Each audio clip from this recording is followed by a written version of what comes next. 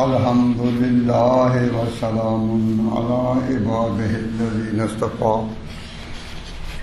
خصوصاً علی سید الرسل و خاتم الانبیاء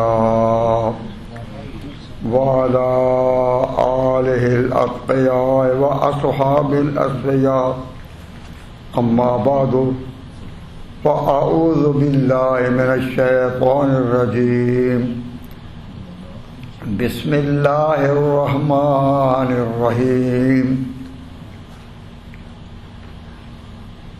سبحان الذی اسری بعبدہ لیلا من المسجد الحرام الى المسجد الاقصى الذی بارکنا حولہ لنریہ من آیاتنا إنه هو السميع البصير وآتينا موسى الكتاب وجعلناه هدى لبني إسرائيل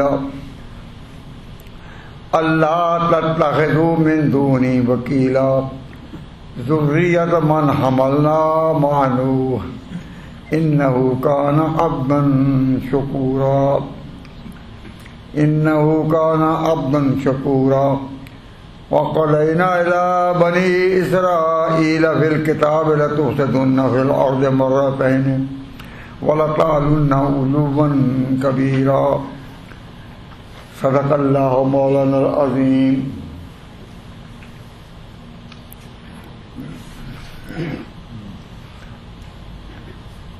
یہ آیت معراج شروع ہے، معراج والی آیت شروع. آگے جتنی بھی تفصیل ہے چونکہ وہ پہلی آیت میں لپٹی ہوئی ہے اس لیے پہلی آیت کو پھر بار بار پڑھنا پڑتا ہے، لیکن اگلی باتیں سمجھ میں تبھی آئیں گی اگر وہ آیت فصاحت پڑھی جائے. اس لیے میں نے وہ آیت پڑھی اور جو کچھ پہلے بیان ہوا اس میں ایک بات کی طرف میں آپ حضرات کو توجہ دلانا چاہتا ہوں، بشرطے کہ آپ کھلے دل سے اس کو سمجھنے کی کوشش کریں، کھلے دل سے.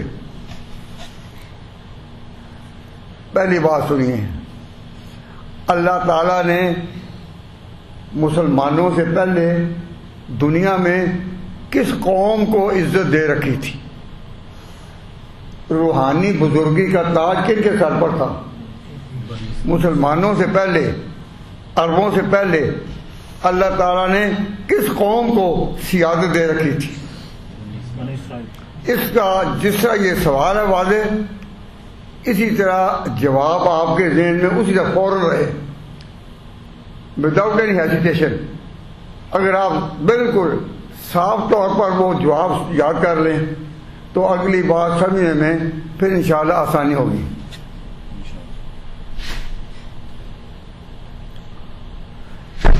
ایک سوال عام طور پر اٹھایا جاتا ہے اور میں بھی وہی اٹھا رہا ہوں کہ مسلمانوں سے پہلے، عربوں سے پہلے دنیا میں کون سی قوم تھی جس کو اللہ تعالیٰ نے پوری دنیا کا، ان کو اللہ تعالیٰ نے روحانی سیادت یعنی روحانی بزرگی دے رکھی تھی اور وہ معروف قوم تھی؟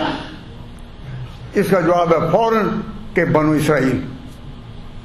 بنو اسرائیل وہ قوم تھی کہ اللہ تعالیٰ نے جس کو بہت زیادہ بزرگی دے رکھی تھی اور ان کی وجہ سے اللہ تبارک و تعالیٰ نے بیت المقدس میں روحانی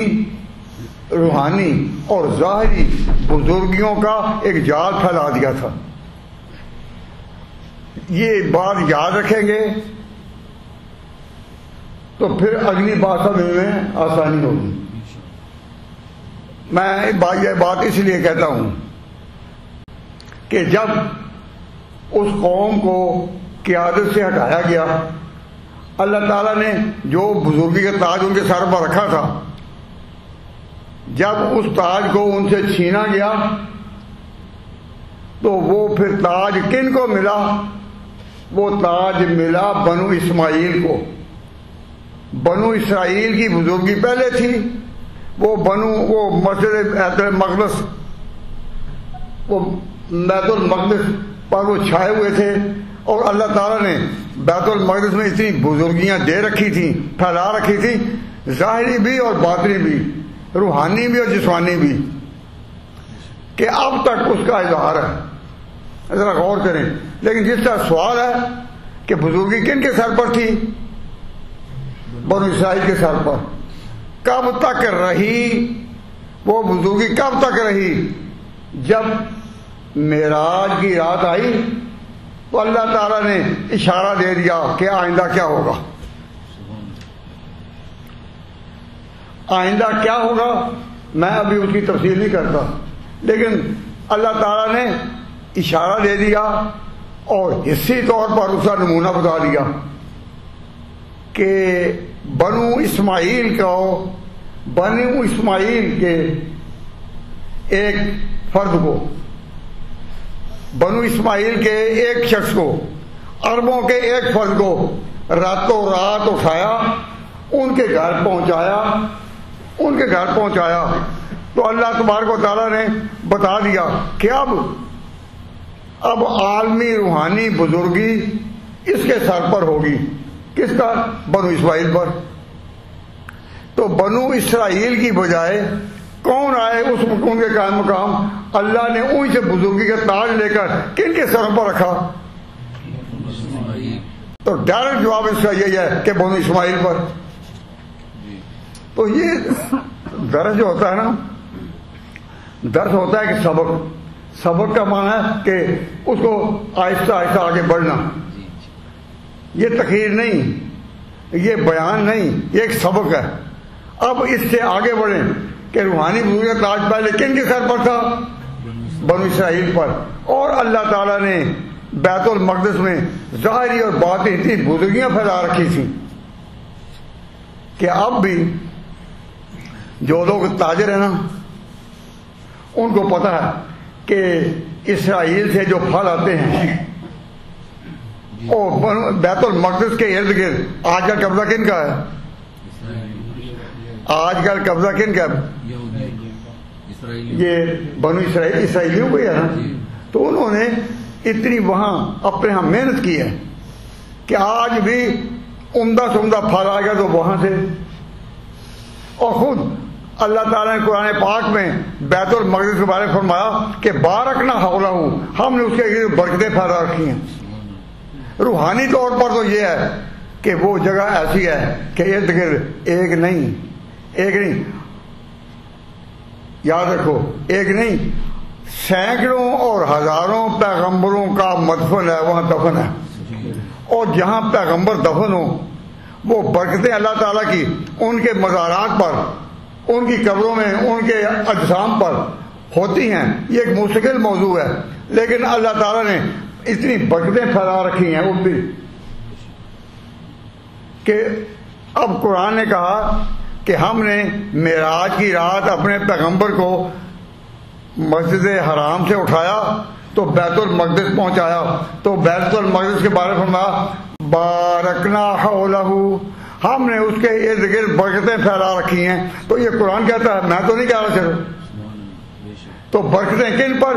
بنو اسرائیل پر۔ برکتیں کس پر؟ بیت المقدس پر۔ اور وہ برکتیں روحانی بھی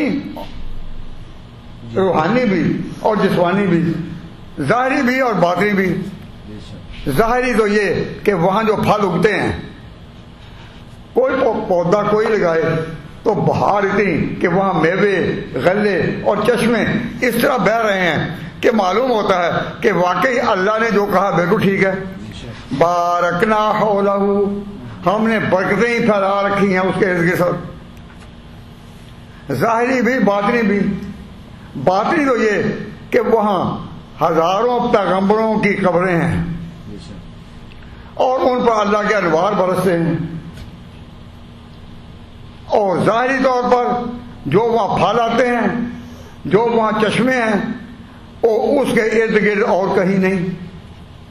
تو اللہ نے جو کہا بارکنا حولہ، ہم نے برکتیں پھیلا رکھی ہیں، تو یہ مان لو برکتیں ان پر تھیں، اس زمین پر ہی برکتیں ہیں۔ فرق کیا ہے کہ پہلے اس زمین پر قبضہ تھا، بول دو، اس زمین پر قبضہ تھا، برکتوں پر قبضہ تھا، کن کا؟ بنو اسرائیل کا۔ اب اللہ تعالیٰ نے معراج کی رات اپنا اگلا پروگرام جو ہے عمل میں تو آئے گا بعد میں، لیکن اللہ تعالیٰ نے اس وقت جب حضور مکہ میں تھے تو مکہ میں اقتدار کن کا تھا؟ مشرکین کا، عربوں کا، اور حضور کو اور ان کے ساتھ جو مسلمان تھے ان کو دبایا ہوا تھا۔ مکہ میں مسلمانوں کا عروج نہیں تھا، دبایا ہوا تھا، وہ مکہ میں رہتے تھے اور حضور اس وقت کے انتظار میں تھے کہ اللہ یہاں سے ہجرت کر کے مجھے کبھی نکالے گا نا۔ سختیوں پر سختیاں دور برداشت کر رہے تھے، لیکن معراج کا واقعہ کب پیش آیا؟ جب حضور مکہ میں تھے یا مدینہ میں؟ مکہ میں۔ تو مکہ میں جو حضور کو یہ دکھایا گیا تو بتایا گیا اب بنو اسرائیل کی شکست ہوگی، بنو اسرائیل کی شکست ہوگی اور بزرگی کا تاج بنو اسماعیل پر ہوگا۔ یہ بات اگر آپ کو سمجھ آئے تو اس کے ساتھ پھر بات میں کھل کر کہتا ہوں، کیونکہ نام لینا پڑتا ہے، دل تو چاہتا ہے کہ نام نہ لوں لیکن نام لینا پڑتا ہے۔ اب میں دل سے آپ کو اس طرح کو رہتا ہوں کہ یہ عقیدہ کہ بنو اسرائیل شکست کھا گئے اور ان کی بجائے بنو اسماعیل کو عروج ہوا، یہ اس آیت کا خلاصہ ہے یا نہیں؟ اس آیت کا خلاصہ ہے نا کہ شکست کن کو ہوئی؟ قیادت سے نکالا کن کو گیا؟ اشارہ کن کی قیادت کا کہ اب یہ جائیں، کہ بنو اسرائیل سے قیادت نہیں، اب بنو اسماعیل کی قیادت ہوگی۔ یہ ہے یا نہیں؟ جب یہ ہے تو یہ عقیدہ کن کا ہے کہ اب بنو اسماعیل آئے بنو اسرائیل کے بجائے؟ یہ عقیدہ کن کا ہے؟ یہ اہل سنت والجماعت کا ہے، سنیوں کا عقیدہ ہے کہ اب بنو اسماعیل عروج پر آئے اور یہ قوم جو تھی وہ غالب آئی، اور جو یہ عقیدہ رکھتے ہیں کہ حضور آخر کار ناکام ہو گئے، جن کا یہ عقیدہ ہے کہ حضور ابھی دنیا میں تھے، بیمار تھے لیکن آپ کو چلنے نہیں دیا گیا، یہ عقیدہ بتایا جاتا ہے، پھیلایا جاتا ہے کہ حضور نے قلم دعات مانگے کہ میں کوئی وصیت لکھ لوں، تو صحابہ اتنے چھائے ہوئے تھے انہوں نے نہیں دیا۔ تو پیغمبر دنیا سے اگر اسے دبا ہوا گیا تو آپ ہی بتائیں کہ بنو اسماعیل کو عروج آیا؟ اگر بنو اسماعیل نے آخر میں حضور کی زندگی میں فیل ہو جانا تھا، اور کہنے والے کہتے ہیں کہ حضور نے چاہا تھا کہ جب بیماری کے دوران میں اپنے مسلح پر اپنے چچا کو عباس کو یا علی کو مقرر کریں، لیکن بیوی نے چلنے نہیں دیا، اس نے اپنے باپ کھڑا کر دیا۔ اگر یہ واقعہ اسی طرح ہو جس طرح یہ ہے تو بتائیے کہ بنو اسماعیل کا پھر عروج ہوا؟ یہ بنو اسرائیل پر تو صدیوں کے بعد آیا زوال، اور بنو اسماعیل تو ابھی اٹھے بھی نہیں، ابھی اٹھے ہی نہیں، ابھی پیغمبر موجود ہیں۔ تو ان کا جو عقیدہ ہے کہ بنو اسماعیل بھی حضور کو چھوڑ گئے، تو آپ بتائیے کہ قرآن اس نظریے کی، اس عقیدے کی تردید کرتا ہے یا نہیں؟ قرآن تو وارث بناتا ہے بنو اسرائیل کا، بنو اسماعیل کو، اور بتاتا ہے کہ بنو اسماعیل اٹھیں گے، اس کا نام ہے معراج۔ تو معراج کا عقیدہ بتاتا ہے کہ اہل سنت و جماعت مذہب حق ہے، انہی کا عقیدہ ہے کہ بنو اسماعیل پھر اتنے چمکے کہ دنیا پر چھا گئے، بڑے بڑے ملک ان کے فتح ہوئے، کیسر و کسریٰ کی سلطنتیں گئیں، حضور کا جھنڈا لہرایا، حضرت معاویہ نے سمندروں میں اسلامی مہمات اور جہاد کے لیے قافلے روانہ کیے۔ حضرت عثمان کے خلافت کے دور میں امیر معاویہ نے یہ بحری مہموں کی ساری مہم اٹھائی، تو دنیا اسپین پر یہ جا چمکے، الحمراء میں انہوں نے جھنڈے گاڑے. تو مسلمان دنیا میں چمکے یا نہیں؟ یہ سارا معراج کی رات خبر دے دی گئی کہ بنو اسرائیل کی قیادت ختم، اب بنو اسرائیل اٹھیں گے. یہ جو کہتے ہیں معراج، معراج کا معنی ہے اونچا جانا. کیا ہمارے پیغمبر اور بنو اسماعیل اور عرب اونچے ہوئے یا نہیں؟ اگر یہ واقعہ ہے تو اہل سنت و جماعت مذہب برحق ہے. تو اگر آپ اس عقیدے کو اس طرح دو ٹوک اپنی زبان میں رکھیں کہ معراج کی رات کیا بتاتی ہے کہ بنو اسرائیل کی قیادت ختم، آئندہ ان کی بجائے بنو اسماعیل آئیں گے. اور اشارہ یوں دے دیا کہ ایک آخری پیغمبر جو بنو اسماعیل تھا اس کو راتوں رات اٹھایا، اللہ تعالیٰ نے وہاں پہنچایا.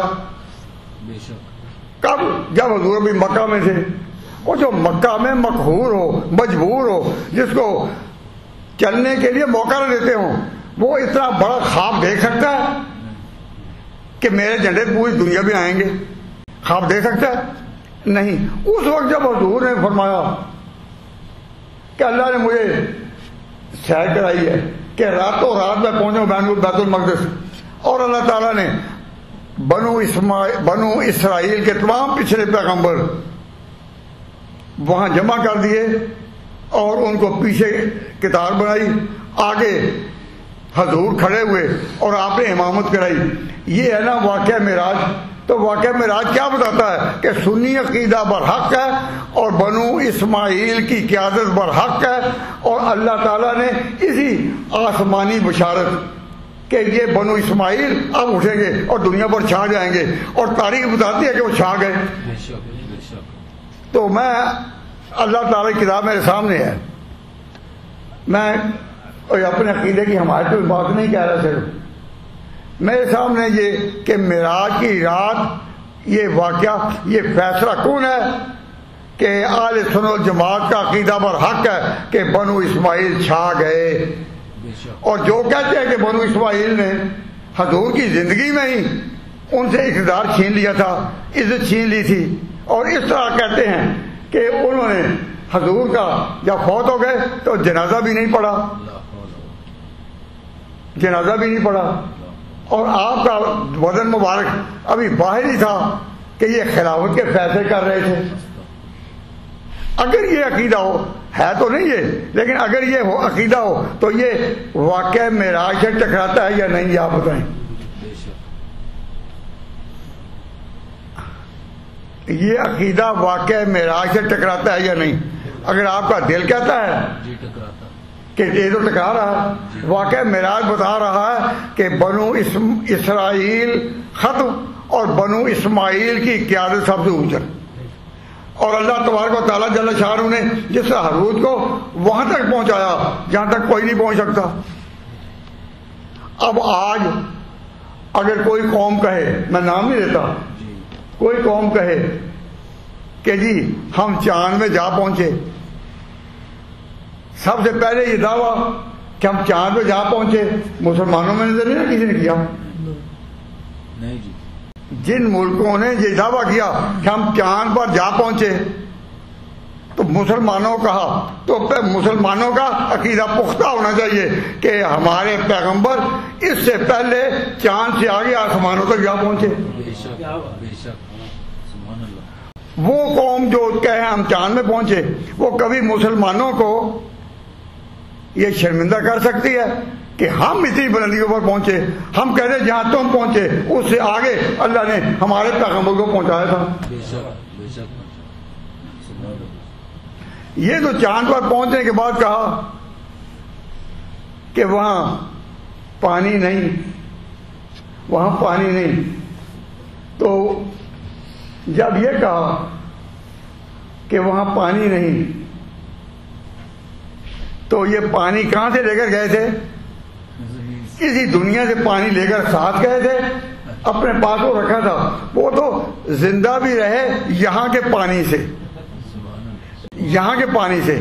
لیکن اللہ تبارک و تعالیٰ جب پانیوں پر چننے آئے تو کیا بنو اسماعیل پر اللہ تعالیٰ نے عرب کے صحرا میں زمزم کا چشمہ یہیں پانی نہیں بنا دیا؟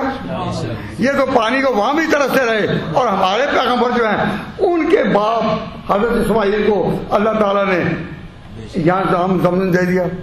بھائی اپنے عقیدے پر کوئی فخر کریں, اس کے لیے اٹھیں اپنے جی میں اور اس کو آگے اٹھائیں اور بیان کریں. تو آج بھی یہود کا اور عیسائیوں کا کوئی پروپیگنڈا نہیں چل سکتا. جس قوم نے اپنے ماضی کو عزت نہیں دی, جس قوم نے یہ اب حضور اکرم صلی اللہ علیہ وسلم کے باپ حضرت اسماعیل علیہ السلام پر اللہ تعالیٰ نے جب زمزم کا چشمہ کھولا تو کہاں کھولا؟ یہاں جنگل تھا. کہاں کھولا؟ یہاں کوئی پانی نہیں تھا.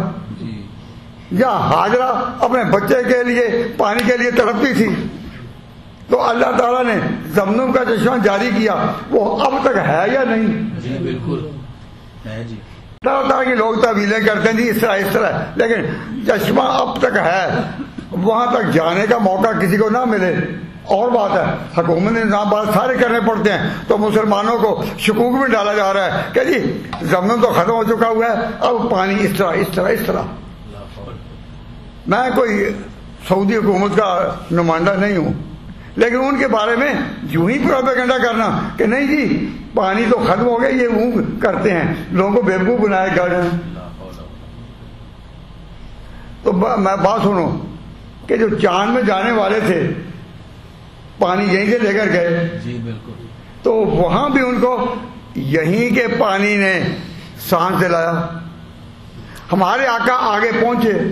تو بات یہی ہے کہ اگر آپ کا معراج کا عقیدہ صحیح ہو تو ساتھ ماننا پڑے گا کہ سنی مذہب برحق ہے, اہل سنت والجماعت برحق ہے, جو کہتے ہیں ہم صحابہ کے ماننے والے اور خلفائے راشدین اس طرح دنیا میں اٹھے کہ چھا گئے. بے شک بے شک. اگر کوئی بنو اسماعیل کی قیادت کو, عالمی قیادت کو کہ چھا گئے یہ عقیدہ نہ رکھے تو واقع معراج پر عقیدہ ہو سکتا ہے؟ تو معراج کیا ہے؟ میں آسان لفظوں کہتا ہے کہ سنی عقیدے کے غالب آنے اور روشن ہونے کا نشان ہے. واقع معراج کیا ہے؟ اس عقیدے کو آگے لانے کا نشان ہے. اور میں دیکھیے نا آپ سے جو کہہ رہا ہوں, کوئی اپنے علم سے فائدہ اٹھا کر یا زور خلافت سے نہیں کہہ رہا, اللہ کی کتاب میرے سامنے خود ہی ہے. قرآن یہی بتاتا ہے کہ بنو اسرائیل کا غلبہ دنیا پر ہوگا, اسی کا نام ہے معراج. اگر یہ نہیں کوئی مانتا تو وہ معراج کا عقیدہ نہیں رکھتا. اب میں یہ عرض کرتا ہوں کہ معراج سے پہلے, معراج میں تو یہ عقیدہ بتا دیا اور حضور آ گئے, حضور واپس آ گئے اور راتوں رات آ گئے. اور پھر کہاں تھے؟ مکہ میں ہی. پھر مکہ میں ہی تھے. تو حضور صلی اللہ علیہ وسلم اس وقت کی تلاش کرتے تھے کہ مکہ سے میں کس طرح نکلوں. تو جس طرح وہ نکلے ہیں مکہ سے, ذرا توجہ غور کرو, ٹھنڈے دل سے جس طرح وہ نکلے ہیں تو چھپ چھپا کر نکلے یا نہیں؟ بھائی چھپ چھپا کر نکلے نا, ساتھ ایک ساتھی کو لے کر نکلے, لیکن چھپ چھپا کر. جب چھپ چھپا کر نکلے تو اقتدار کن کے پاس تھا؟ مشرکین کے پاس, حضور کے پاس تو نہیں تھا. لیکن نکلنے سے پہلے اللہ ان کو دکھا چکا تھا کہ میں اٹھاؤں گا اور یہاں تک اٹھاؤں گا. اور حضور کو نکلتے وقت پورا یقین تھا کہ اللہ میرا محافظ ہے. تو جو چھپنا تھا وہ حالات کی وجہ سے تھا, لیکن حضور کو واپس آنے کا کہ پھر ایک وقت آئے گا کسی مکہ پر اسلام کا جھنڈا لہرائے گا, حضور کو پورا یقین تھا. لیکن علم غیب نہیں کہ ایسا کب ہوگا. حضور اللہ کے حکم کے تابع تھے, لیکن آپ کو یہ یقین تھا. اب حضور کی ایک دعا غالباً اس صورت میں آگے آئے گی, وہ اس کی طرف میں توجہ دلاتا ہوں. اے اللہ, دعا سنو, اے اللہ ادخلنی مدخل صدق, ادخلنی مدخل صدق، مجھے یہاں داخل کرنا صداقت کے ساتھ، ادخلنی مدخل صدق واخرجنی مخرج صدق، اور مجھے نکالنا صدق کے ساتھ۔ اب آپ ہی بتائیں کہ یہاں داخل ہونے کا ذکر پہلے ہے یا نکلنے کا پہلے؟ بولو، ادخلنی مدخل صدق، مجھے نکالنا اس طرح کہ میرے ساتھ صدق ہو، واخرجنی مخرج صدق، مجھے داخل کرنا کہ میرے ساتھ صدق ہو اور نکالنا کہ میرے ساتھ صدق ہو۔ ادخلنی پہلے داخل کرنا اور اخرجنی بعد میں۔ تو حضور جب مکہ سے نکل رہے تھے تو آپ کو اگر دوبارہ آنے کا وہاں یقین پہلے نہیں تھا تو یہ دعا کیسے کی کہ ادخلنی مدخل صدق واخرجنی مخرج صدق؟ چاہیے نا پہلے نکلنے کا ذکر کرنا۔ اب پیغمبر کی زبان سے دعا کیا نکلی؟ ادخلنی، مجھے اس طرح نکال، نہیں مجھے اس طرح داخل کر کہ ساتھ صدق ہو، اور مجھے اس طرح نکال اخرجنی نکال کہ ساتھ صدق ہو۔ اب اللہ کے علم میں تھا کہ جب یہ پیغمبر نکلے گا تو ساتھ صدق کس طرح ہوگا؟ وہ صدیق کی ادا میں ہوگا۔ جب یہ اس رات نکلے گا تو کس کے ساتھ نکلے گا؟ صدیق کے ساتھ۔ اور جب کہا کہ واپس بھی آئے تو ساتھ صدیق ہوگا، تو پھر اللہ تعالیٰ نے حضور کی زندگی میں وہ موقع دیا یا نہیں کہ حضور اکرم صلی اللہ علیہ وسلم فتح مکہ پر جب وہاں جھنڈا اسلام کا لہرا تو اب وہ ان کے ساتھ تھے۔ یہ باتیں قرآن پاک نے صاف کہی ہیں اور مسلمانوں میں کوئی جھگڑا نہیں ہے۔ صرف یہ کہ آپ ذرا سوچیں تو آپ کو فوراً پتہ چل جائے گا کہ معراج کی رات فیصلہ کر گئی ہے۔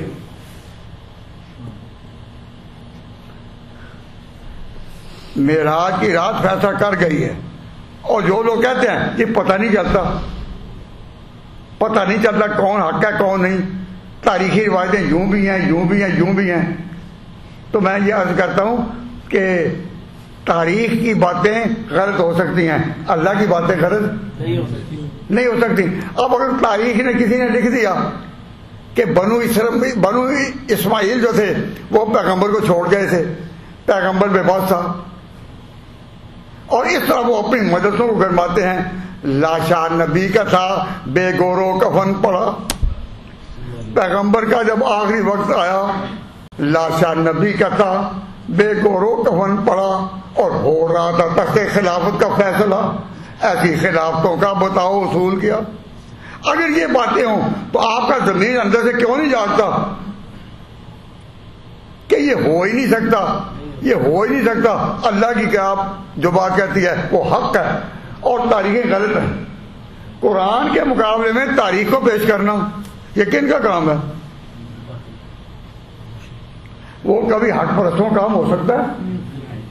تو میں اسی لیے کہتا ہوں کہ یہ جو آیت میں نا کہ بارکنا حولہ، ہم نے اس کے برکتیں پھیلا رکھی ہیں، تو بنو اسرائیل میں اس کے ساتھ ساتھ کی زمین شاداب ہے، اس میں چشمے بھی ہیں، اس طرح پھل اترتے ہیں کہ انسان حیران ہوتا ہے کہ یہاں اتنے، اور وجہ یہ کہ اللہ نے کہا ہوگا بارکنا،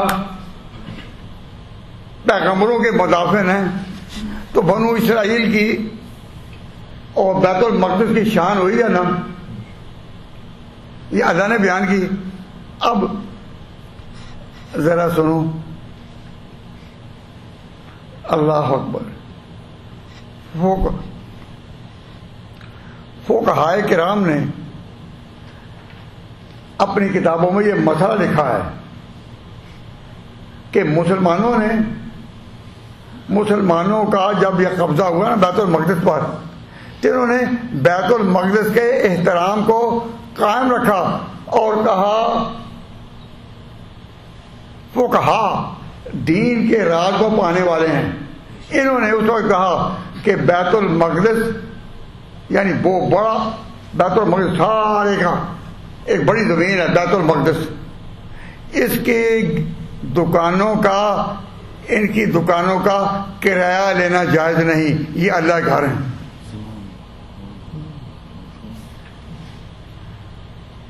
مسلمانوں کا جب قبضہ ہوا نا تو فقہا کے ایک طبقے نے یہ مسئلہ طے کیا، یہ مسئلہ قرآن میں تو نہیں آیا تھا،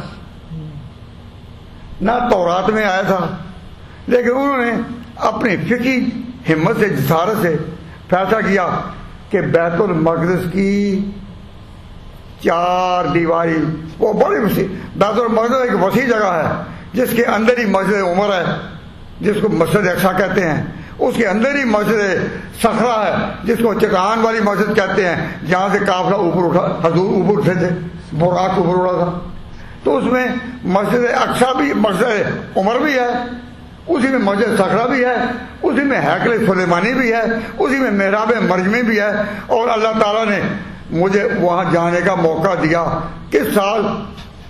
جب مسلمانوں کی قیادت کا وہاں آخری سال تھا، اگلے سال پھر اسرائیل نے ٹیک اوور کیا، لیکن میں الحمدللہ خود دیکھا ہے ان ساری چیزیں۔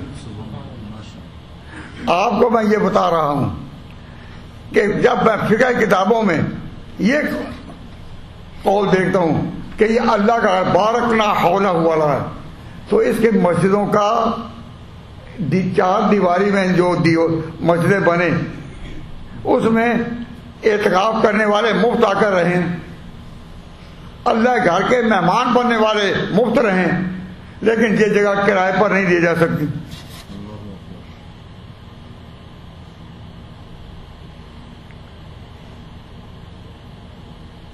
یہ مسئلہ اپنی جگہ ہے کہ یہ جگہ کرائے پر نہیں دی جا سکتی، لیکن جب مال کا لالچ آتا ہے،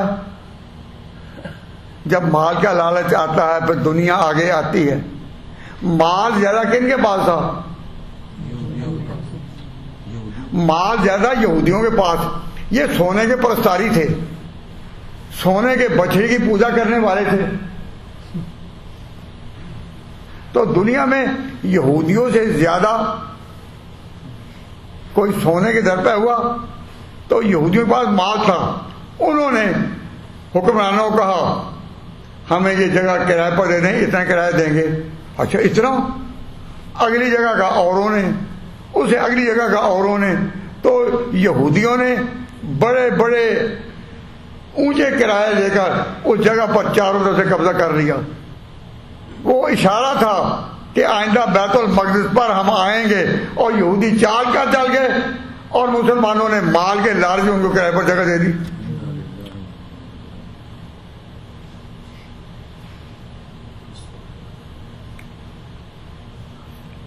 یہ ظلم ہوا، اس کے تاریخ کو سمجھے نہیں کہ کس طرح مسلمانوں کو ڈیل کرنا چاہیے تھا۔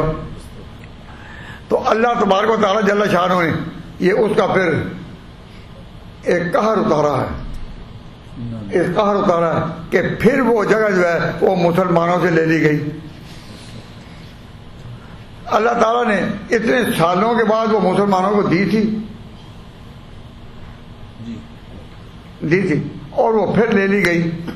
ہمارا تو عقیدہ ہے کہ یہ جو لے لی گئی ہے یہ بھی عارضی ہے، اللہ کی بات حق ہے، اللہ کی بات حق ہے، میں اس پر بحث نہیں کرتا، لیکن یہ کہتا ہوں کہ قرآن کی پہلی آیت ہے، اس کے بعد اللہ تعالیٰ نے فرمایا کہ بنو اسرائیل کو کہ 2 دفعہ یہ فساد کریں گے، 2 دفعہ۔ جب ان کا یہ عقیدہ ہوا، یہ سنو، جن کا یہ عقیدہ ہوا کہ بنو اسرائیل 2 دفعہ فساد کریں گے، اب میں صرف یہ بتانا چاہتا ہوں کہ کب، یہ تو قرآن پاک میں ہے، وَقَضَيْنَا إِلَىٰ بَنِي إِسْرَائِيلَ فِي الْكِتَابِ لَتُفْسِدُنَّ فِي الْأَرْضِ مَرَّتَيْنِ کہ دنیا میں فساد کریں گے 2 دفعہ۔ پہلا فساد کب کریں گے، یا پہلا فساد کب ہوا؟ وہ جب انہوں نے شریعت موسوی سے ٹکرانا تھا کہ موسیٰ کی جو شریعت ہے تورات، اس کے خلاف چلنا، تو یہ پہلا فساد ہے۔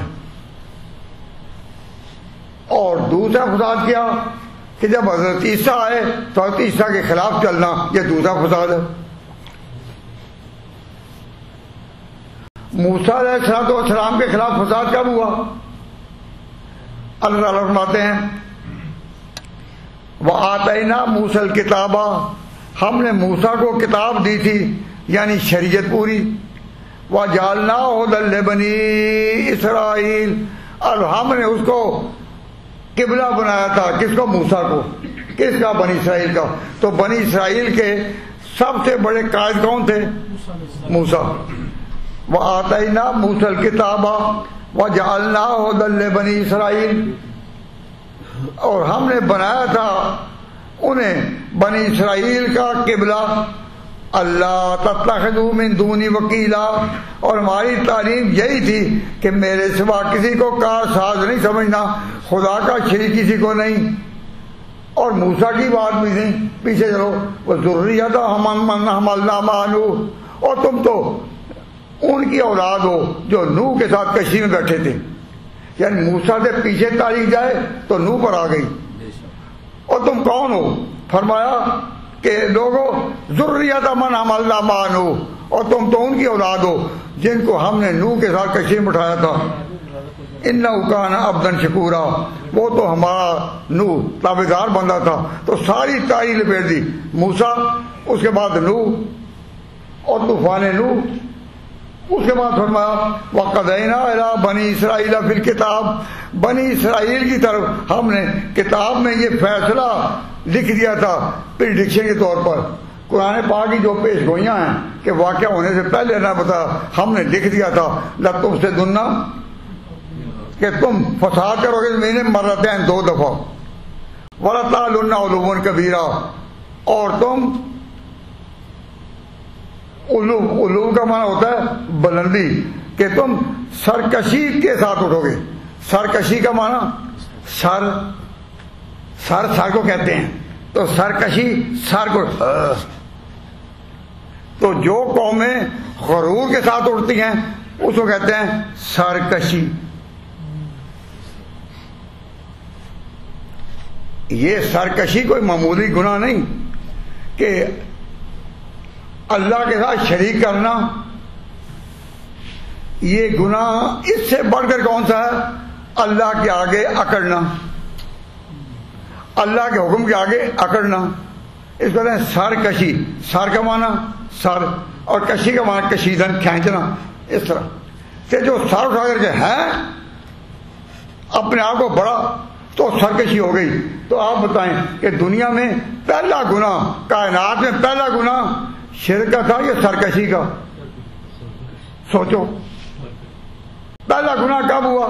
جب اللہ تعالیٰ نے آدم علیہ السلام کو پیدا بنایا اور فرشتوں کو کہا کہ سجدہ کر، تو شیطان نے جو سجدہ نہیں کیا وہ اللہ کے انکار اور شرک کا کیا گناہ یا سرکشی کی؟ بھائی آپ کا دل کیا کہتا ہے کہ شیطان نے جو کیا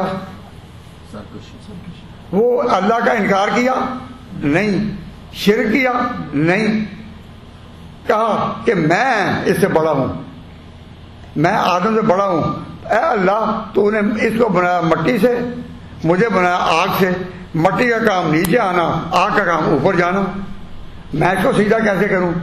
تو دنیا میں پہلا گناہ جو ہے وہ ہے کہ اپنے آپ کو بڑا کر، سرکشی۔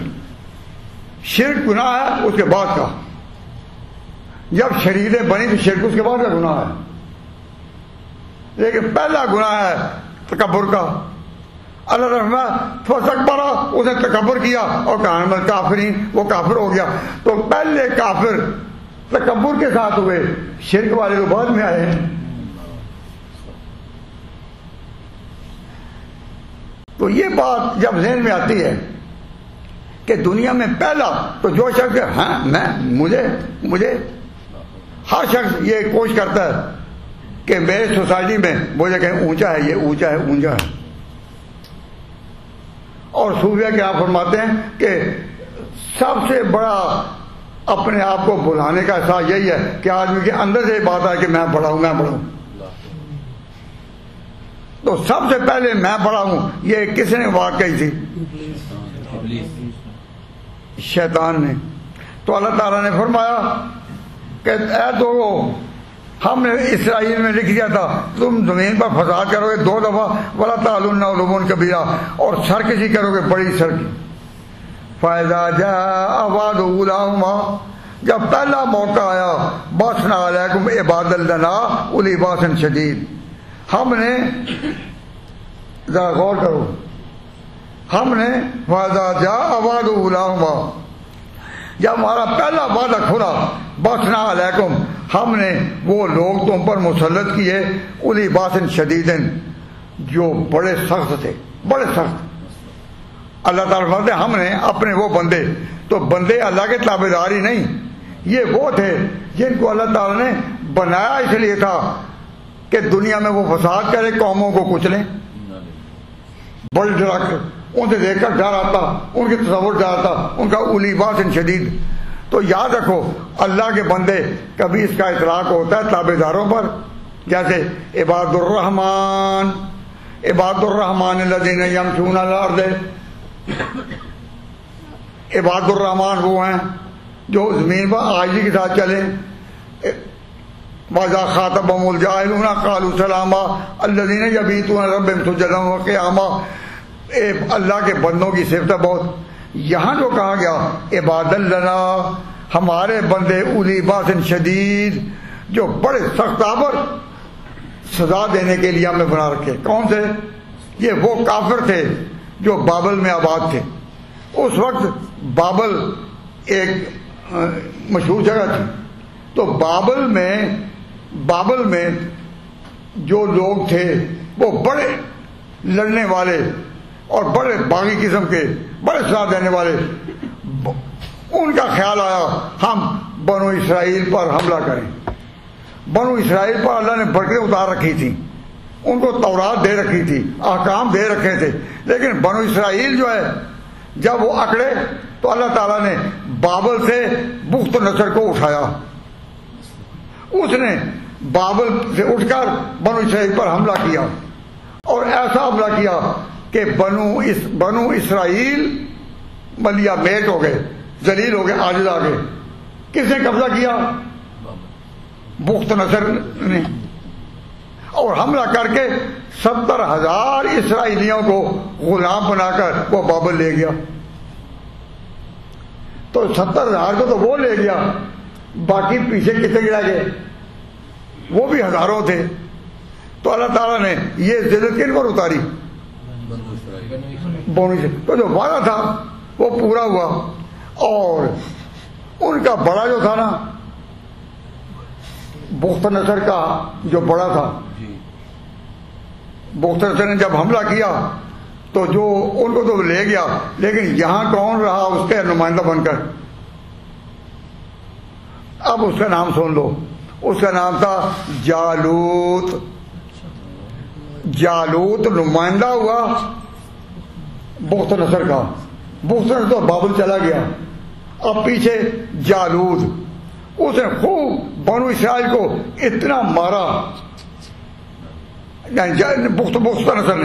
بخت نصر نے جب حملہ کیا تو بنو اسرائیل کو اتنا مارا کہ گھروں میں گھس کر، صرف یہ نہیں کہ وہ جو اقتدار چھوڑنے رستے سے ہٹ جائے نا، گھروں میں چھپ کر پھر کر قتل عام، گھروں میں باہر فساد کیا، اور بنو اسرائیل بہت ذلیل ہوئے۔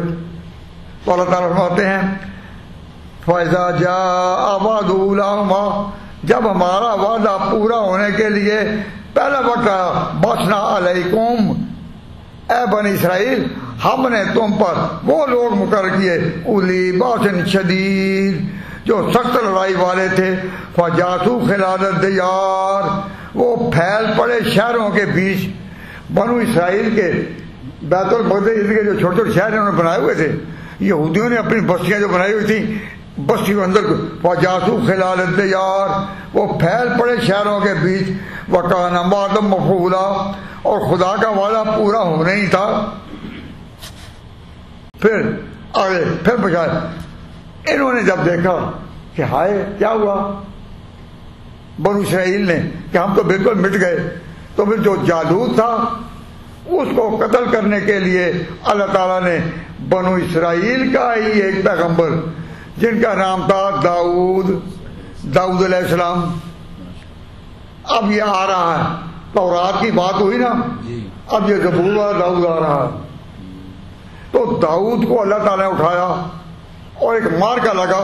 قرآن کہتا ہے وَقَتَلَ دَاؤُدُ جَالُوتَ، ایک مار کا لگا. ادھر تھا جالوت، ان کا نمائندہ بہت نصر کا، اور بنو اسرائیل کا نمائندہ بڑا داؤد. وَقَتَلَ دَاؤُدُ جَالُوتَ، یہ قرآن کا واقعہ ہے. اگر قرآن پڑھو تو بصیرت سے آگے کھل جاتی ہیں. تو داؤد نے جب جالوت کو قتل کیا تو پھر اقتدار کن کا ختم ہوا؟ بابل والوں کا. کن کا ختم ہوا؟ بہت نصر والوں کا. ان کا اقتدار تو ختم ہوا، اور جب ان کا اقتدار ختم ہوا تو پھر عزت مل گئی بنو اسرائیل کو. تو اللہ تعالیٰ نے کہا اب وہ عزت دیں گے ہم بنو اسرائیل کو، کہ وہ عزت جو ہے اس کو بخت نصر کیا، بابل کیا، کوئی نہیں پہنچ سکے گا. تو انہی داؤد کا بیٹا تھا جس کا نام تھا سلیمان پیغمبر. اللہ نے اس کو یہ عزت دی کہ جنات متحد کر دیے. جنات اڑتے تھے اس کے حکم سے. پیغمبروں میں کوئی ایسا بھی ہوا کہ جس کو یہ مقام ملا ہو جو سلیمان کو ملا؟ سلیمان کے حکم پر جب جنات اڑتے تھے صبح سے شام، شام سے صبح، تو سلیمان کے میں واقعات بیان نہیں کر رہا. سلیمان علیہ السلام نے بیت المقدس میں بڑی جو دیواریں ہیں تعمیر کرائی تھی. میں نے جب بیت المقدس کی زیارت کی تو بڑے بڑے پتھر دیکھے نا، بڑے بڑے پتھر، اس طرح اینٹیں لگی ہوئی ہیں. ہمیں اینٹیں نظر آتی ہیں نا تو پتہ یہ اینٹ ہے، اینٹ ہے، اینٹ ہے. تو بیت المقدس کی دیواریں جب دیکھی تو اینٹیں تھیں وہ پتھروں کی. تو دل میں سوال اٹھا کہ کون سے وہ معمار تھے جنہوں نے یہ اینٹیں رکھی تھیں اتنے بڑے بڑے. تو ہمیں تو کوئی نہیں پتہ چلا کون معمار تھے. قرآن نے یہ کہا کہ وہ جنات تھے اور سلیمان کے حکم پر بناتے تھے. یعملون لہ ما یشاء، جو سلیمان چاہتے تھے جنات وضع کرتے تھے. من محاریب، محراب سارے بنائے ہوئے وہ انہی کے ہیں. اب پتہ چلتا ہے کہ واقعی جنات کی کس طرح وہاں حکومت تھی. اور جب حضرت سلیمان پر وفات آئی تو ایک مستقل قصہ ہے، قرآن میں ہے، میں وہ بیان نہیں کرتا. مجھے تو معراج کی بات بیان کرنی ہے. میں اپنے اسی نقطے پر آ رہا ہوں کہ میں نے آپ سے یہ بات کی آج کے بیان کے خلاصہ میں کہ اگر واقعہ معراج سمجھ لو تو پھر یقین سے کہنا پڑے گا کہ اہل سنت والجماعت کا عقیدہ جو صحابہ کے بارے میں ہے، خلافت کے بارے میں ہے، عربوں کے عروج کے بارے میں ہے، کیسے کس طرح کی فتح، ان پر کیا فتح پانے کے بارے میں ہے، اور ملکوں میں لہر جھنڈا اسلام کا لہر، وہ حق ہے. بے شک.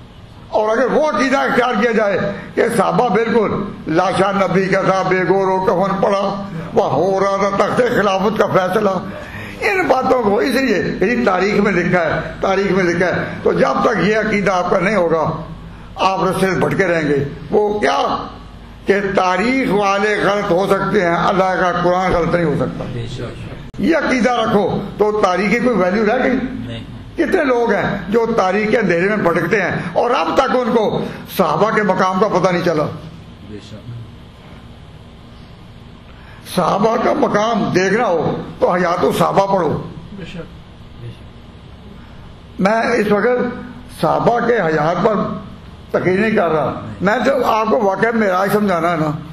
تو پہلا معاملہ یہ ہوا کہ موسیٰ علیہ السلام کی شریعت کی انہوں نے بے پرواہی کی، اللہ نے مختصر کو ان پر مسلط کیا.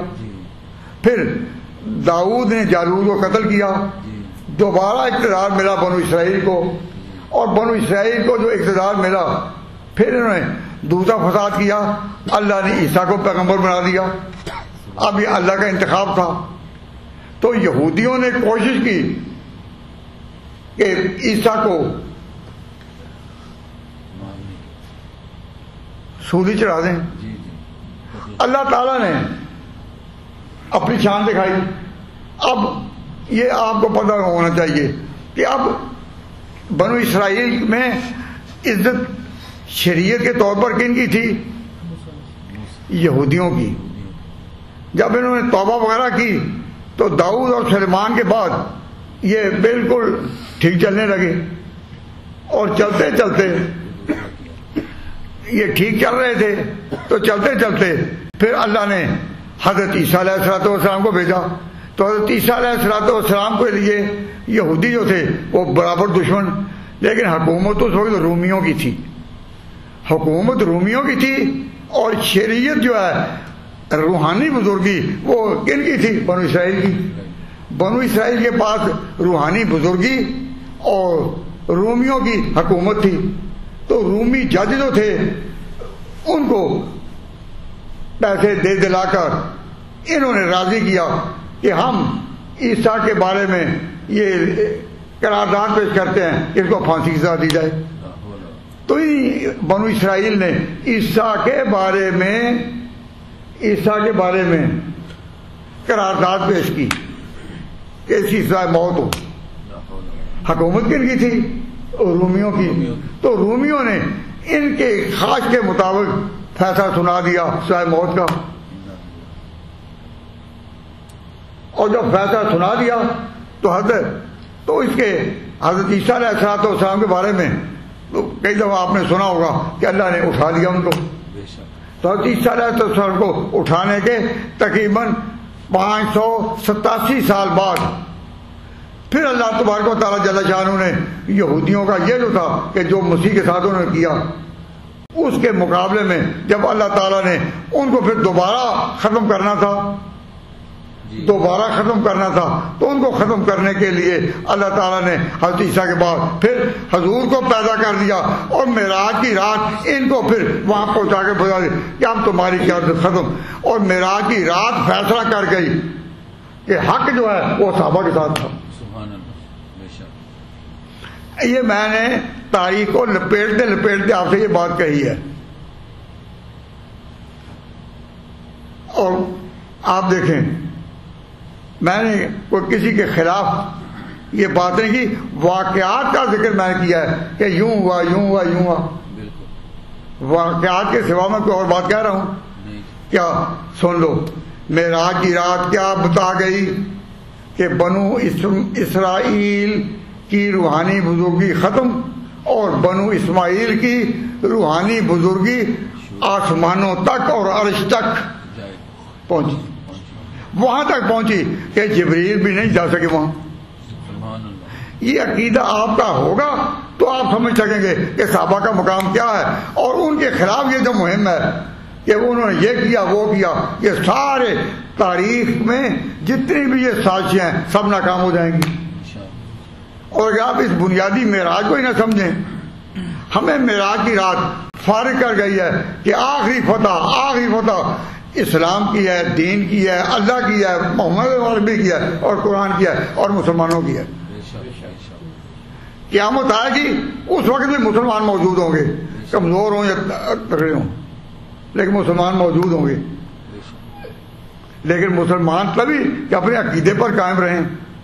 ان ملکوں میں جو مسلمان رہتے ہیں وہ ذرا سی بات کو ایک تاریخ میں اٹھا دے حضور کے خلاف تو آ کر ہم سے پوچھیں کہ یہ ٹھیک ہے؟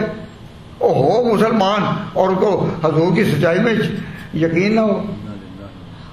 بھائی جو مسلمان ہے حضور کی سچائی کے خلاف، قرآن کی سچائی کے خلاف، دین کی سچائی کے خلاف کوئی ذرا سی بات اٹھائے تم اس کی تحقیق کے لیے علماء کے پاس جاؤ گے؟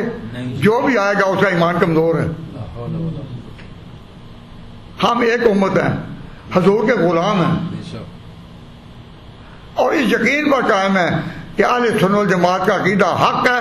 صحابہ کے بارے میں جو ان کا عقیدہ وہ حق ہے، خلافت کے بارے میں جو ان کا عقیدہ حق ہے. اگر کوئی خلافت راشدہ کو حق نہ مانے،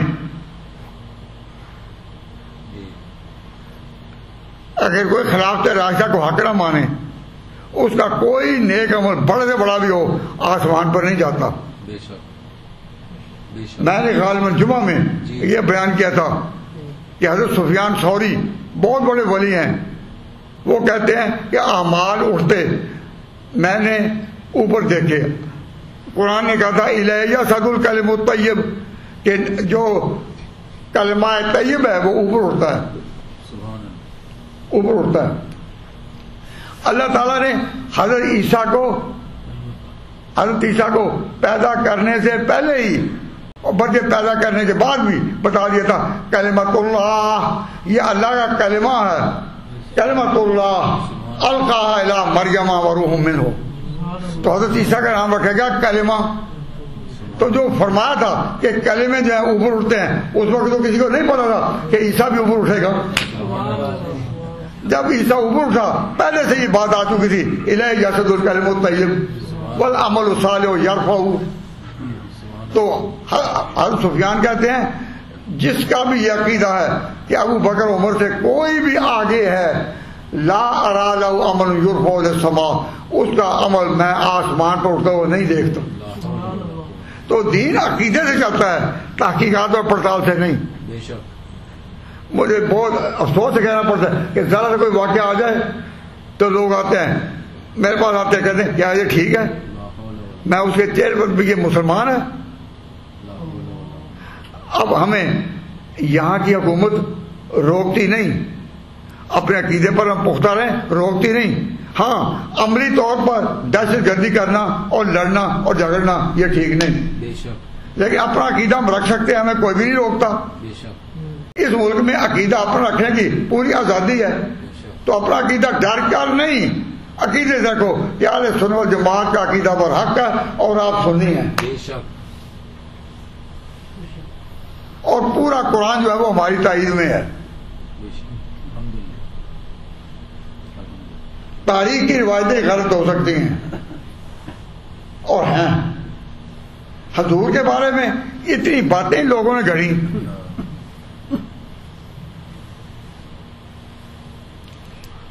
اب ویسے میں ضمنی طور پر ایک بات سامنے آئی، کہنا سمجھ تھا کہ برمنگھم میں ایک پوری لائبریری میں میں نے قرآن کریم کے وہ پیس دیکھے ہیں، قرآن کریم کے پرانے صحابہ کے زمانے کے لکھے ہوئے یا بنائے ہوئے وہ پیسز ہیں قرآن پاک کے، اس زمانے کاغذ میں لکھے ہوئے یہ، اور وہ اس قرآن سے جو ہمارا قرآن ہے اس سے مختلف ہیں۔ کسی نے یہ جو دیکھے وہ جا کر کہتے ہیں مجھے بھی دیکھنے کا، تو وہ ہاتھ لگانے نہیں دیتے، شیشے کے اندر دکھاتے ہیں اور کہتے ہیں کہ جو تم نے آگے یا پیچھے کرنا ہے ہمیں کہیں، تو وہ خود آگے کرتے ہیں، ہاتھ لگانے نہیں دیتے۔ تو میں بھی اس لائبریری میں رہا ہوں کئی سال، تو میں وہ دیکھتا رہا تو دل بہت حیران تھا کہ ایک دفعہ میں کہیں پڑھا تھا کہ مولانا شبلی نعمانی وہ اپنے وقت میں سر سید کے دور میں یہاں آئے، ان دنوں جہاز نہیں اڑتے تھے، بحری جہاز چلتے تھے، تو وہ اس جگہ لکھتے اپنے سفر نامے میں کہ میں برمنگھم پہنچا اور میں نے وہاں وہ جعلی کاروائی ہوتے دیکھی خود، کہ جس میں وہ رکھ رہے تھے اور مسلمان نوجوان آتے پڑھتے، اچھا یہ قرآن بدلا ہوا ہے، اچھا یہاں ہوا ہے، اچھا یہ کیا ہے، یہ اس کا جواب کیا ہے۔ اب بھی جس کا دل چاہے برمنگھم میں سیلی اوک لائبریری کے نام پر وہ لائبریری معروف ہے، وہاں یہ سارے نمونے ہیں۔ اب یہاں آپ اس ملک میں اپنے ایمان کو بچا کر رکھنا چاہتے ہیں تو اس کا ایک ہی طریقہ ہے کہ بالکل بلا لومت لائم اپنے آپ کہیں ہم اہل سنت والجماعت ہیں، صحابہ کے عقیدے پر ہیں، خلافت راشدہ کو حق سمجھتے ہیں، ابو بکر عمر کو اپنا پیشوا سمجھتے ہیں۔ تو اس پر یہ جو ہے نا کہ دو واقعات پیش آئے تھے، پہلا موسیٰ کے خلاف، اس کا نام ہے موسیٰ کی شے کے خلاف سرکشی، اور دوسرا حضرت عیسیٰ کے خلاف۔ تو حضرت عیسیٰ کے خلاف جو انہوں نے کیا، میں نے پچھلے دفعہ کہا تھا، مفتی صاحب سے کہا تھا کہ حضرت عیسیٰ علیہ السلام کے بارے میں کہ وہ کس طرح اٹھے اور کس طرح ان کو اٹھایا گیا، فیصلہ کن ایک میرا بیان ہے، اور وہ اسلامک اکیڈمی جو پہلے تھی بلڈنگ ہمارے پاس تھی، تو وہاں ختم نوت کانفرنس میں میری جو تقریر تھی وہ اسی ایک موقع پر ہے، اور میں نے ان سے عرض کیا تھا کہ آپ اگلے درس تک اس کو لے آئیں. اب یہ نہیں لا سکے، اگلے ہفتے انشاءاللہ. تو یہ انتظامی طور پر کمزوری ہے، انتظامی طور پر، لیکن ایمانی طور پر نہیں. نہیں بے شک. تو انسانی کمزوری کو برداشت کریں، ایمانی کمزوری نہ آنے دیں. انشاءاللہ. اگر وہ نہ بھی ملے تو یہ نہ سمجھیں کہ ہم نے ایمان نہیں لانا. ایمان یہی ہے کہ صحابہ پر حق ہیں، خلافت راشدہ پر حق ہے، ابو بکر عمر پر حق ہے. بے شک بے شک. معراج نے کیا سکھایا؟ بنو اسرائیل کی سیادت ختم اور بنو اسماعیل کی سرداری جو ہے اس کا آغاز. تو بنو اسرائیل کی سرداری ختم اور بنو اسماعیل کی ساتھ کا آغاز. یہ عقیدہ آپ کو کس سے ملا؟ کہو واقع معراج سے. واقع معراج. جب واقع معراج سے ملا ہے تو اس کو سمجھیں، تو انشاءاللہ صحابہ کے خلاف ہر سال جو ہے وہ دبی نظر آئے گی، کوئی نہیں. انشاءاللہ. اب جب یہ واقعہ آیا تو پھر جس سے قومیں اٹھتی ہیں اوپر، آگے معراج کے اس واقعہ کے ان باتوں کے بعد دو واقعات آئے ہیں، ایک جو موسیٰ کے بعد خلاف اور ایک عیسیٰ کے خلاف. ادھر دو ان کے بعد اللہ تعالیٰ نے اس صورت میں وہ احکام دیے کہ اگر غور سے جان پڑے تو یہ معلوم ہوتا ہے کہ اللہ کا جلوہ ابھی اتر رہا ہے. جس مجلس میں آپ آئیں اور بیٹھیں اس پر غور کریں تو آپ محسوس کریں گے کہ صورت یہ جو بنو اسرائیل ہے، واقعہ معراج جیسے شروع ہوا ہے، اس میں اس واقعہ کے بعد کہ دو دفعہ فساد، ایک دفعہ شہید موسی کے خلاف، ایک دفعہ شہید عیسوی کے خلاف. اور جو شہید موسی کے خلاف اس میں حقوق اللہ برباد کرنا، اور شہید عیسوی کے خلاف اس میں حقوق العباد کو ختم کرنا تھا. یہ اور آگے اتنی اللہ تعالیٰ نے جلال کے ساتھ آیتیں اتاری ہیں کہ اگر آپ پڑھیں تو یوں معلوم ہوتا ہے کہ اللہ کا جلال اب بھی اتر رہا ہے، اب بھی اتر رہا ہے. آپ کو پھر پتہ چلے گا کہ تاریخ میں کتنے جھوٹ ہے جو لوگوں نے ملا رکھے ہیں. اور ہم جب پاکستان میں انڈیا میں تھے تو اتنے جھوٹوں کا ہمیں پتہ نہیں تھا کہ یہاں تک پہنچیں گے. یہاں آنے کے بعد پتہ چلا کہ کتنے جھوٹ اورینٹلسٹ نے صرف انگریزی زبان کا لباس پہنا دیا، اور ہمارے نوجوانوں پر یہ اثر اترتا ہے کہ جی انگریزی والے بھی کبھی غلط کہہ سکتے ہیں. غلط تو کہتے ہیں ہمارے مولوی، کیا انگریزی خان بھی غلط کہہ سکتا ہے؟ اگر یہ اتنی بات ہو کہ انگریزی کا غلط کہہ ہی نہیں سکتے تو کیوں؟ اس لیے کہ ہم انڈیا میں ان کے غلام رہے ہیں، اور غلامی کا روب اتنا غیر شعوری طور پر ہم پر ہے کہ دماغ مانتا ہی نہیں کہ یہ بھی کبھی کہہ سکتے ہیں.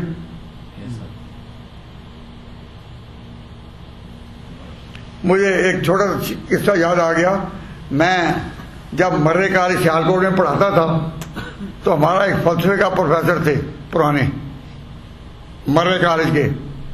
اب وہ فلسفی تھے تو وہ فلسفی ہو کر دماغ جو تھا ان کا بہت کمزور ہو گیا. عام لفظوں میں لوگ کہتے تھے پاگل ہو گئے ہیں. میں تو نہیں کہتا تھا لیکن لوگ کہتے تھے پاگل ہو گئے ہیں. تو وہ کیا کرتے، اب چونکہ رہتے وہیں تھے، ان کو کسی نے ریٹائر تو نہیں کرنا تھا، وہ اسکاٹ لینڈ سے گئے اسے یہاں. تو سارا دن یہ ڈور ہوتی ہے نا کنکڑی اڑانے والی، ایک ڈور کا گچھا کے پاس ہوتا تو وہ دوسری ڈور پر، اور جب شام ہو جاتی تو پھر وہ اس سے اتار کر پھر اس طرح. تو اور کبھی اس طرح کرتے کہ وہ روڑے چھوٹے ادھر کنکریاں پھینک دے. تو جو فرسٹ ایئر اسٹوڈنٹ ہوتے ہیں وہ بڑے سادہ ہوتے ہیں. جب فرسٹ ایئر اسٹوڈنٹ کبھی اس میں داخل ہوتے نا تو وہ اس طرح کر رہے ہوتے. تو میں جان کے چھوٹے بچے سے ان سے پوچھتا کہ یہ کیا کر رہے ہیں، یہ جو کنکریاں پھینک رہے ہیں. تو بے ساختہ کہ انہوں نے یہ کہا کہ یہ ہوا کا رخ دیکھ رہے ہیں. کیا ہوا کا رخ ادھر ہے یا ادھر ہے؟ تو میں نے کہا یہ ہوا کا رخ نہیں دیکھ رہے، ہوا کا رخ نہیں دیکھ رہے، یہ نہیں جی، یہ انگریز کیا اس رنگت والے بھی کبھی ایسے ہو سکتے ہیں؟ وہ ان کا خیال تھا کہ ان کا پاگل بھی ہو نا تو ہوا کا رخ دیکھ رہا ہے، اور ہمارا آدمی قرآن بھی پڑھ کر بات کہہ رہا ہو تو کہتے ہیں مولویوں کی بات ہی مولوی تو جس کا یہ عقیدہ کہ مولویوں سے دین نہیں ملتا اور انہیں سے ملتا ہے کہ ان کا پاگل بھی ہو تو کیا کہتا ہے ہوا کا رخ دیکھ رہا ہے۔ تو اللہ کے بندو، اس ملک میں آپ آئے ہیں، آپ کو کوئی قانون مجبور نہیں کرتا کہ آپ غلط عقیدہ رکھیں، اپنے ایمان کی حفاظت رکھیں اور تحقیق کے در پہ نا کہ یہ تحقیق کرنی ہے، تحقیق کرنی ہے۔ انا للہ و انا الیہ راجعون۔ تو میں آپ سے یہ کہتا ہوں کہ یہاں سورہ بنی اسرائیل میں جہاں معراج کے واقعات ختم ہوتے اس کے بعد آپ اللہ کے احکام پڑھیں تو معلوم اس طرح کریں گے اللہ کا جلال برس رہا ہے۔ اگر نہ محسوس کریں پھر مجھے بتائیں، بے شک ٹائم پہ اگر پوچھیں کہ نہیں تو میں آپ کو اس طرح اس پر مطلب کہ آپ محسوس کریں گے کہ اب اتر رہا ہے۔ اور اللہ اہل سنت والجماعت کے مذہب کی حقانیت جو ہے وہ واقعہ معراج سے اس طرح نمایاں ہو رہی ہے، اس طرح نمایاں ہو رہی ہے کہ میں خود دیانتاً سمجھتا ہوں کہ گویا قرآن اب اتر رہا ہے اور ہم سمجھ رہے ہیں۔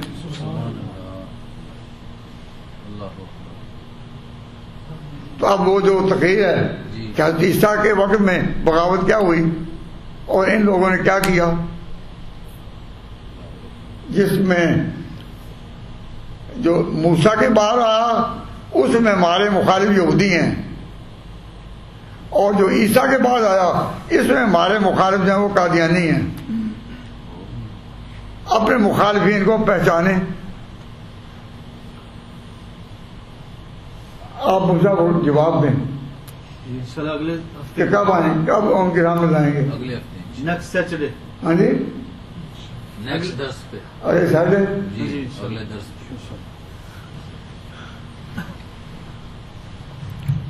تو آپ کم از کم یہ تو ارادہ کریں نا کہ ہم اس کو پڑھیں گے پورا غور سے، انشاءاللہ، اور پھر اپنے عقیدے کے تحفظ کے لیے اس کے ساتھ اپنے ساتھیوں میں، اسٹوڈنٹ میں، طالب علموں میں، بھائیوں میں، گھر میں بہنیں ہوں، لڑکیاں ہوں، ان تک یہ بات پہنچائیں گے۔ انشاءاللہ تو پھر ایمان کی حفاظت ہو گئی نا۔